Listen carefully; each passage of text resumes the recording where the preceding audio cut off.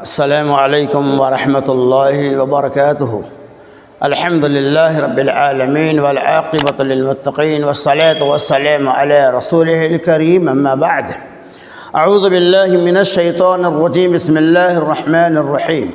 سبحان الذي اسرى بعبده ليلا من المسجد الحرام الى المسجد الاقصى الذي باركنا حوله لنريه من آیاتنا انه هو السمیع البصیر۔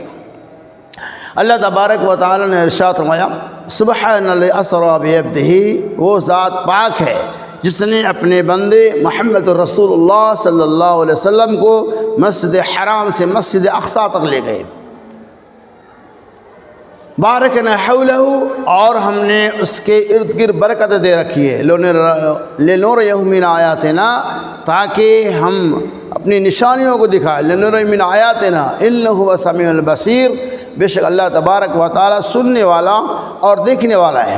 اس آیت پاک کے اندر، اس سورہ بنی اسرائیل کی ابتدائی آیت کے اندر اللہ تبارک و تعالی نے اس بات کے اعلان کر دیا کہ محمد رسول اللہ صلی اللہ علیہ وسلم کو اللہ تبارک و تعالی نے مسجد حرام سے مسجد اقصی تک لے گئے۔ یعنی سورہ کے اندر محمد صلی اللہ علیہ وسلم کے معراج کا بالاختصار تذکرہ کر رہے ہیں۔ پھر اللہ نے فرمایا کہ آپ صلی اللہ علیہ وسلم کو مسجد حرام سے مسجد اقصی تک لے جایا گیا، اور یہ وہی مسجد اقصی ہے جو مسلمانوں کا اول قبلہ ہے، مسلمانوں کا پہلا قبلہ ہے، اور یہی وہ مسجد اقصی ہے جس کے اندر محمد رسول اللہ صلی اللہ علیہ وسلم سے معراج کے موقع سے 1,24,000 انبیاء کرام کی امامت فرمائی۔ یہ وہی وہ مسجد اقصی ہے جہاں سے واقع معراج کا آغاز ہوتا ہے۔ اسی مسجد اقصی سے آپ صلی اللہ علیہ وسلم کو اللہ تبارک و تعالی آسمان تک لے گئے، جیسا کہ اللہ فرمایا اور جبھی یعنی آپ کو چڑھایا گیا، یعنی آسمان پر گئے۔ بالاختصار یہ کہ مسجد اقصی جو مسلمانوں کا اول قبلہ ہے، جن کی حفاظت ہماری ذمہ داری ہے، آج وہی مسجد اقصی خون کے آنسو بہا رہے ہیں، آج وہی مسجد اقصی رو رو کر چیخ کر پکار رہی ہے، مسجد اقصی کی در و دیواریں مسلمانوں سے فریاد کر رہی ہیں، اے مسلمانوں کہاں ہو، آؤ ہماری مدد کے لیے۔ آج وہی مسجد اقصی ہے، فلسطین کی سرزمین ہے، جس کے اوپر یہودیوں غاصبوں نے قبضہ کر لیا ہے۔ یہودیوں اور ان جیسے لوگوں نے اس مسجد اقصی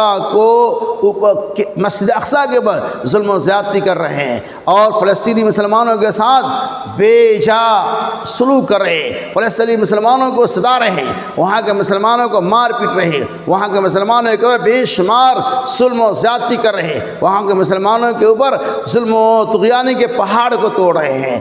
میرے دوستو، یہی وہ فلسطین کی سرزمین ہے جہاں اللہ تبارک و تعالیٰ نے انبیاء کرام کو وجود بخشا۔ یہی وہ فلسطین کی سرزمین ہے جہاں اللہ تبارک و تعالیٰ نے سب سے زیادہ انبیاء علیہ السلام کا وجود بخشا۔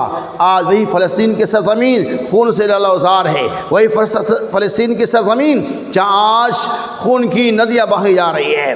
لہذا ہماری ذمہ داری، آپ کی ذمہ داری ہے کہ ہم ان کی اعانت کریں، ہم ان کی مدد کریں، ہم ان کے لیے دعائیں کریں۔ میرے دوستو بزرگوں، یقین مانو کہ مسجد اقصی جس کے اوپر یہودیوں کا دعویٰ ہے، جس کے اوپر عیسائیوں کا دعویٰ ہے، لیکن حقیقت میں وہ مسجد اقصی مسلمانوں کا ہے، چونکہ اللہ کے نبی صلی اللہ علیہ وسلم کے سلسلے میں بشارتیں بھی ہے۔ ایک ایسا زمانہ آنے والا ہے کہ جس وقت مسلمان یہودیوں کی ناپاکیوں سے مسجد اقصی اور فلسطین کی سرزمین کو پاک کر دے گا۔ یہی نہیں بلکہ اللہ کے نبی صلی اللہ علیہ وسلم فرمایا، فلسطین کی سرزمین وہ سرزمین ہے جس کی عبادت اللہ تبارک و تعالیٰ کرے گا۔ اللہ کہنے پتھر، شجر، یہ ساری چیزیں کہیں گے اے مسلمانوں یہودی ہمارے پیچھے چھپے ہوئے ہیں۔ پتھر کہے گا اے مسلمانوں یہودی ہمارے پیچھے چھپے ہوئے، آؤ کہاں ہو، ان یہودیوں کو قتل کرو۔ یقین مانو ایک ایسا زمانہ آئے گا مسلمانوں کا غلبہ ہوگا، مسلمان غالب ہو جائیں گے۔ لیکن آج فی الحال